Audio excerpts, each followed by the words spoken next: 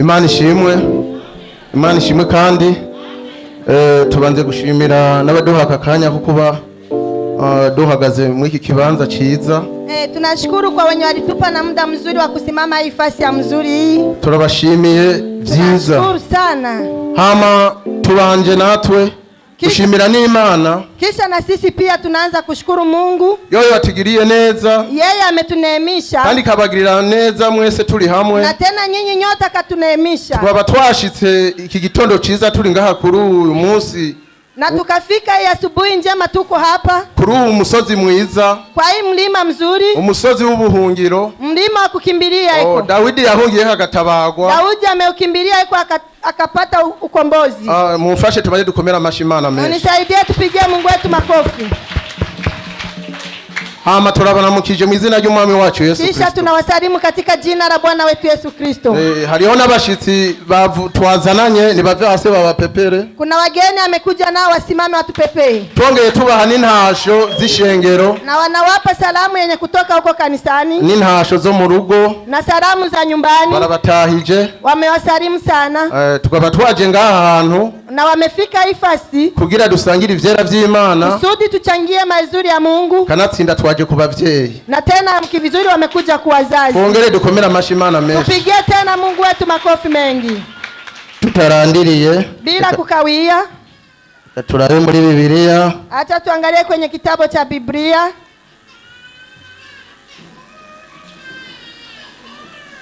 Biblia Timotheo. Biblia tutasoma katika kitabu cha Timotheo. Timotheo 3. Timotheo sura yake ya 3. Uhera ku murongo wa mbere gushika ku murongo wa 5. Kuanzia mstari wa kwanza hadi 5.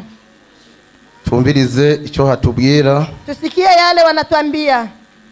Usanga hari ibintu vyiza kandi binezereye. Tutakuta kuna mambo mazuri tena ya kufurahisha.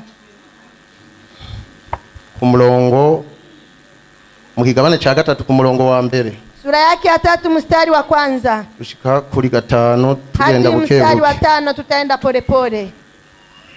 Wahabonye dusomere.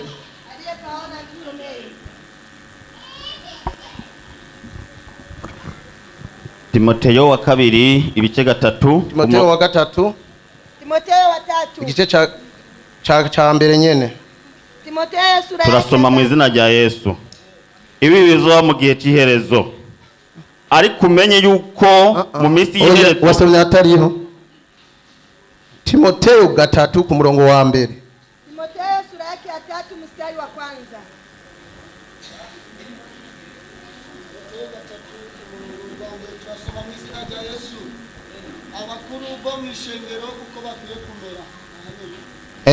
Naho nyene bandanya. Avuga ngo iri jambo niryo kwizerwa umuntu niyagomba kuzezwa ishengero aba yipfuje igikorwa ciza. Yesu ashimwe. Imana ishimwe. Imana yacu ishimwe kandi. Amen. Aha muri Biblia haratubwira neza ko umuntu wese agize yogira icajejwe mu rushengero uko yotegerezwa kuba, uko yotegerezwa kugenda. Nuko umujejwa shengero akwiye kutabako umugabo. Yesu ashimwe. Imana yacu ishimwe.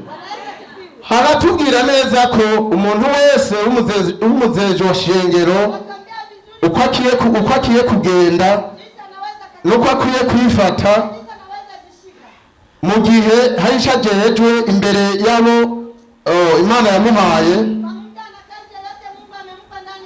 Yuko akwiye kugendera ingeso nziza. Akamenya inyifato yifata imbere y'abajejwe. Bandanya. Kandi akwiye kuba umugabo afisa umugore umwe gusa. Yesu ashimwe. Imana yacu ishimwe. Haratubwiye neza ko uwo muntu akwiye kuba afise umugore umwe cyangwa umugabo umwe. Imana yacu ishimwe. Yuko atokwigera arenza uwo mugigwa. Yesu ashimwe. Kwaguye kutagira abagore babiri ari umugore umwe.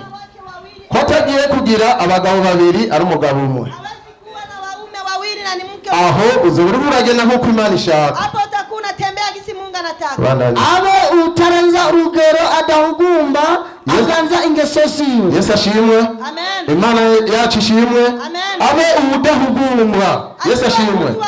Abe ubutagira ubwoba imbere y'abajejwe. Uko naoga mbele ya watu anaongoza. Yesu ashimwe. Amen. Ababwiza ukuri icyatumye tumuhagarika imbere yabo. Awambilisha ukweli chenye kimemaanisha na simama mbele zao. Ababwira ukuri kw'ijambo ry'Imana riri alisoma muri Bibiliya. Jinsi neno la Mungu linavyosomeka ndani ya Biblia. Ataraba ngo ninavuga ujya mu Kristo avanye mu kigira 10. Bila kutizama eti nikimsema ule mtu hata nipa sehemu. Ninavuga wa mu Kristo yabanza agashashi k'itomati yotereka kukazana. Kama ule Mkristo alikuwa ananiletea tomati hata niletea tena. Umubwiza ukuri Mwambilisha ukweli. uko Bibiliya ishaka kutugenda. Tunda jinsi Biblia inataka tutembee. Bandanya. Akunda gutanga indaro afise ubwenge bwo kwigisha. Imana ishimwe. Amen. Ngo kandi akunda gutanga indaro. Yesu ashimwe. Kupokea wageni. Hagize ubona abwiriye gutakambira umuha indaro. Kija mtu kama usiku umemwingilia na kulilia mtu. Imana yacu ishimwe. Amen. Utomuraba ngo yambaye ukuntu ifitiye inzu yanjye nziza. Tazama eti anavaa vibaya na uko na nyumba nzuri. Utomuraba ngo mfise uko dufungura duke ngo mu muryango wawe. Usipotizama eti nina chakula. Tujya duke nyene mu indaro mudusabikanye. Tia kwenye talala na mchangie. Ibisigaye Imana izomenya ukuntu bigenza. Anayebaki Mungu atajua jinsi atatenda. Gatatu, atari umunoho wa vino canke umusinzi ariko abe umugwaneza. Imana yacu ishimwe. Bwana Yesu asifiwe. Ngo ntiwigere ube umunoho wa vino. Yesu ashimwe. Ngo ntiwigire inyota ugira inyota y'inzoga. Usiwe na kiu cha kurewa. Yesu ashimwe. Amen. Yesu ashimwe kandi. Amen. Suri sumaho nyene warusoni. Atari umunoho wa vino canke umusinzi Canke ngubu umusinzi aho ugendera popote kwenye unatembelea, haba mikaratiye, kama ni ndani ya kwenye unaishi, haba mu mihana y'abantu bari bose, kwa majirani umenye ukuntu ugenda n'inyifato wifata. uwe mwenendo wako na jinsi utakavyo. Nuwagenda neza abakubona nabo bazotora ingeso zawe. Tembea vizuri wale watakuona watashika mwenendo wako. Ukagenda nabi bazotora za ngeso nyene. Tembea vibaya watashika tabia. Kandi bazagenda barakuvuga nta n'ubuzo gukurikira. Tena wataenda wanakutangaza vibaya, hakuna mtu atakufuata. Aho cuyijo babwira ijambo ry'ubutumwa ntibazokwigira bakumviriza. Hata ukiwaambia neno nzuri la Mungu hawatakusikiliza. Bandanya. ariko abe umugwaneza, ariko abe umugwaneza atitoraguza atari impunzi y'amahera. Yesu ashimwe. Amen. Ngubu mugwaneza aho uri hose bakubone mu buntu bw'Imana. Imana ishimwe. Bakubone mu buntu bw'Imana ni bakubone mu buntu bw'Imana. Uzaho ubutumwa azokumviriza hanyuma gukurikire. Na tena akufuate. Imana ishimwe. Hanyuma gukurikire yihweje nyifato cyane ingendo ugenda. Kisha akufuate akitazama jinsi unavyojishika na jinsi unavyotembea. Banageze kuri 5. Aganza neza abo mu rugo rwiwe, abana biwe bamwumvira.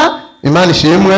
Amen. Kandi ugerageze kumutwara neza abo mu rugo kandi tena ujaribu kuhukumu vizuri wenye unao ndani. Na kare Biblia iratubwira ko umuryango uhera mu rugo. Biblia inatuambia kwamba jamii inaanzia ndani ya nyumba yako. Ukazobihera mu rugo aho uzobandanya hose bizoshoboka. Ukianzia ndani ya nyumba yako popote utapoenda itawezekana. Abuzo ubutumwa bazokumviza kubera bazabona inyifato zabutunze mu rugo. Wenye utaambia injili watasikiliza kwa sababu wanaona jinsi mnavyoishi ndani ya nyumba yako. Abubwiye ubutumwa bose bazokumviriza kuzabona gakiza kari mu rugo rugo. Wenye utaambia wote injili watakusikiliza kwa sababu wanaona wokovu uko ndani ya nyumba yako. Aganza neza abo mu rugo rwiwe, abana biwe bamwumvira yanka umugayo wose.